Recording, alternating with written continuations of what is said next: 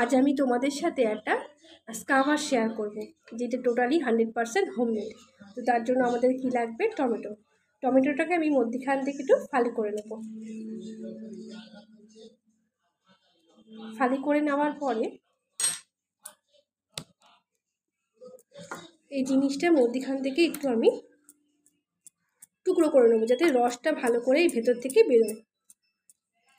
এই জিনিসটা ব্যবহার করলে আমাদের ডেড সেলগুলো তো রিমুভ হবেই, আর স্কিনের মধ্যেও একটা ব্রাইটনেস হবে, কারণ এর মধ্যে যেহেতু ভিটামিন সি আর ন্যাচারাল ব্লিচিং প্রপার্টিস রয়েছে।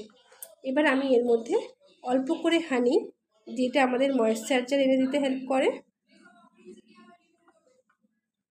আর অল্প করে আমি এখানে চিনি মিশিয়ে দেবো।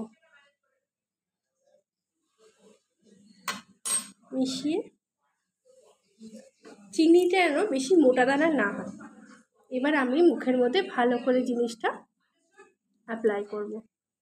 এতে আমাদের হোয়াইট হেডস, ব্ল্যাক হেডসগুলো, পলিউশন, বিভিন্ন ডেড সেল যেগুলো আছে সেগুলো কিন্তু রিমুভ হয়ে যাবে, আর স্কিনটাও কিন্তু ইনস্ট্যান্ট ব্রাইট হয়ে যাবে।